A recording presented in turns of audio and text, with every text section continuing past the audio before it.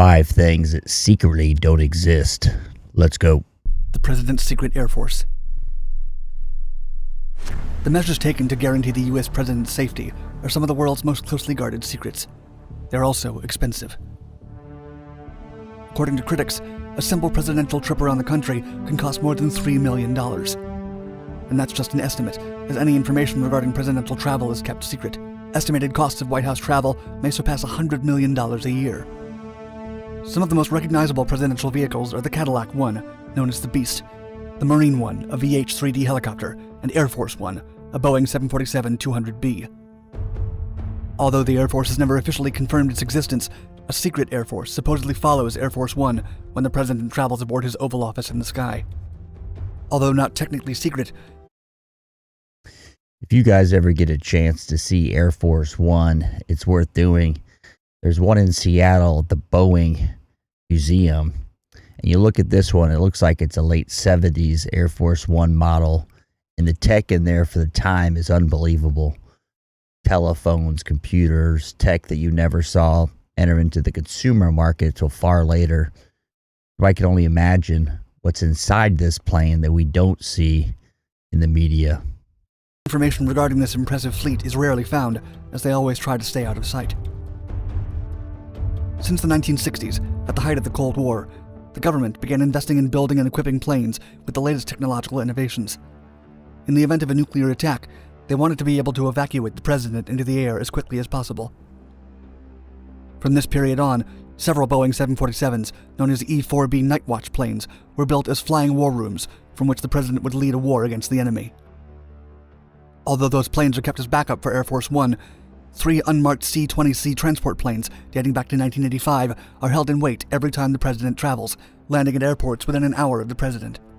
You gotta believe the tech these guys have, whether it's Air Force One or the planes guiding Air Force One along its route, have got to be the top tier tech that we don't even know about, I would hope, because these planes are some of the highest targets available to any of the terrorists, yet we haven't noticed anything negative happen to it at this stage, whether it be some sort of EMP, blocking of communications. Question for you guys, do you think it's happened and they just haven't told us?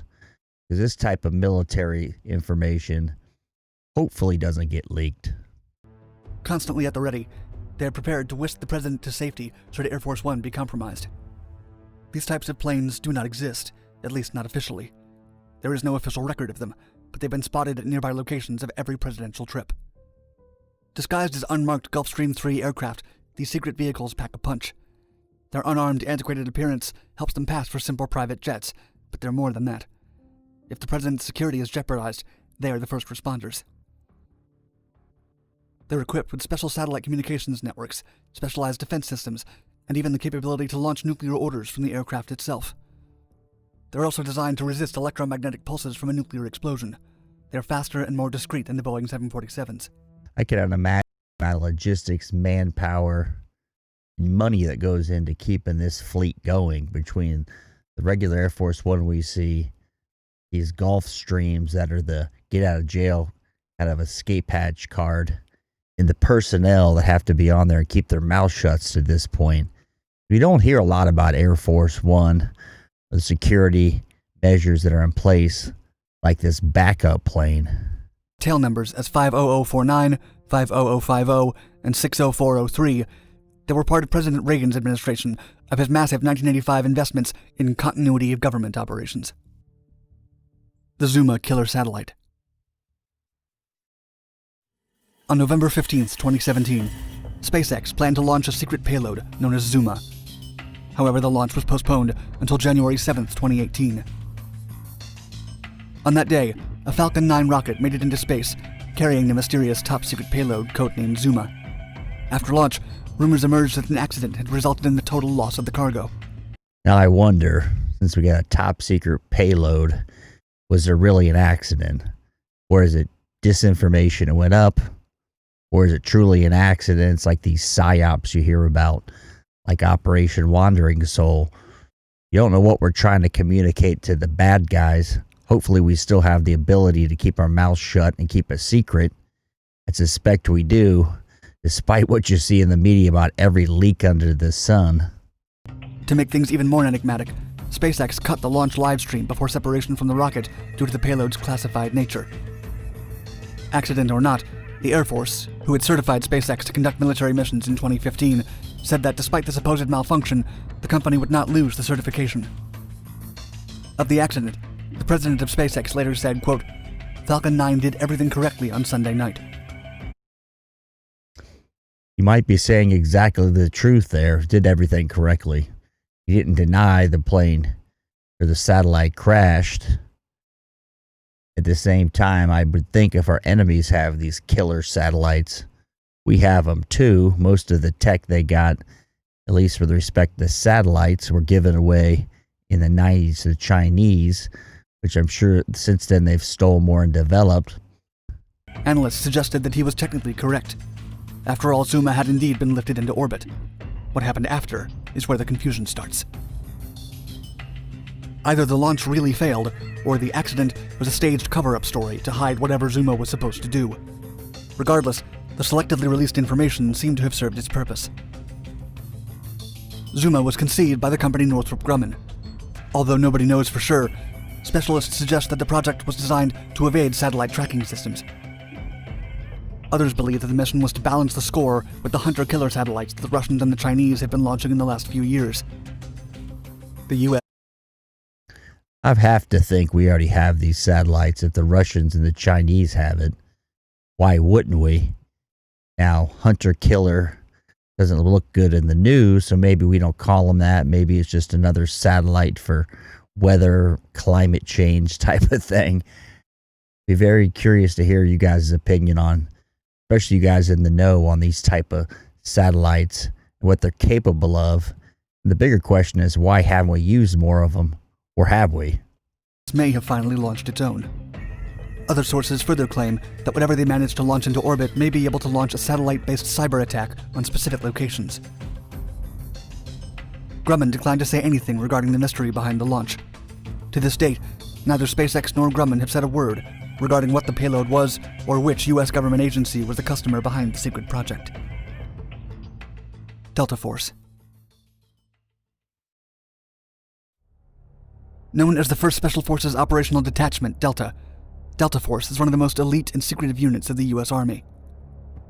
Although they are mainly tasked with special missions related to counterterrorism, such as killing or capturing high-value units or dismantling terrorist cells, Delta Force is quite flexible. How does Delta differentiate itself from SEAL Team 6?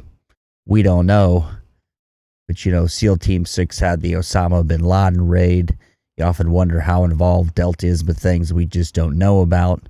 Potentially, we've got a red herring over here where SEAL Team 6 and Delta's doing other things, and hopefully it's still secret and we actually don't know about what's going on. They were able to work closely with the CIA for reconnaissance missions, rescuing hostages, and gathering intel. The unit was established on November 19, 1977, by Colonel Charles Beckwith. He wanted to create a U.S. strike force similar to the British Air Service. With terrorism and the Cold War-era espionage reaching a breaking point, he saw the opportunity to create a special force.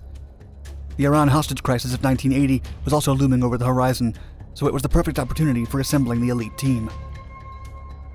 A U.S. Army analysis that recognized the need for an organization capable of responding to acts of terrorism said, quote, "The proposed organization will provide a highly specialized force, rich in rank structure, built upon small teams which contain mature, professionally trained, psychologically prepared individuals capable of making on-the-spot judgments." Since its creation, the unit has had a few different names. Originally known as the Special Forces Operational Detachment, it's been renamed the Combat Application Group as part of the Army Compartmented Elements. The operators are chosen from the most elite units of all the U.S. Armed Forces branches. Only soldiers with the highest stamina, endurance, and mental resolve are recruited to even train for Delta. That is an interesting part about Delta, where they can take members of the U.S. military from any branch. They used to have a posting, actually a physical piece of paper in the early 90s, where you could try out for the unit. I don't say try out. You could go participate in the selection. I had a friend in the Marine Corps I knew went off to do that. Never saw him again. Don't know if he made it or did not make it. But I know it is comprised of other people besides the U.S. Army. where SEAL Team 6 would just be SEALs that get selected for SEAL Team 6. Now the question is, I would think it's best just to open them all up to everybody who's capable of passing the selection and meets the criteria. Former Delta operator Paul Howe once said that from an elite class of 120 applicants, only 12 to 14 make it past the selection course. Some of the operators are chosen from the Special Forces Group, the 75th Ranger Regiment, Marine Force Recon, and even the Navy SEALs. Although their missions are secret, some have been declassified by the government over the decades. Other missions have been published in books written by former Delta Force members. You often ask yourself, these guys did the time. They deserve a right to make money off of the time they spent. But should the Delta Force and all the SEAL books be allowed if they're giving anything that could potentially be useful to an enemy? I know they go through DoD approval. Still don't have much confidence that all that gets redacted to the point where it's not going to be useful to the enemy. We'll see where that leads us in the future. Their first known engagement was Operation Eagle Claw in Iran in 1980, followed by Operation Urgent Fury in Grenada. They also participated in Operation Just Cause during the Panama invasion to capture President Noriega. There were also... Now, for you guys that don't remember Operation Just Cause in Panama, one of the key elements you get into PSYOPs is we had the palace or the facility surrounded, and we were playing loud rock music over and over for days on end to Noriega. Kind of ties in with the Operation Wandering Soul. Did it make a difference? I don't know. But I know Delta's been involved in quite a few things of pulling guys out of shitty situations, to include our armed forces. You military historians, even if you're just guessing, let me know in the comments, what do you think Delta is when they've yanked people out of shitty situations, to include, I know, the SEALs. Many other top secret missions during the Gulf War, Afghanistan, and others whose nature is unknown for the time being. Project X. 33 Thomas Street is a strange-looking skyscraper located in Tribeca, Lower Manhattan, New York City. Known as the Long Lines Building, it's been a source of mystery for surrounding New Yorkers since it finished construction in 1974. The building has a very characteristic architecture of the 50s brutalist epoch. Standing at 5... Reminds me of a taller version of the Russian embassy in Cuba. Sure doesn't look like much. I suspect that stands out pretty much in New York City because there's 0 windows. It draws more attention.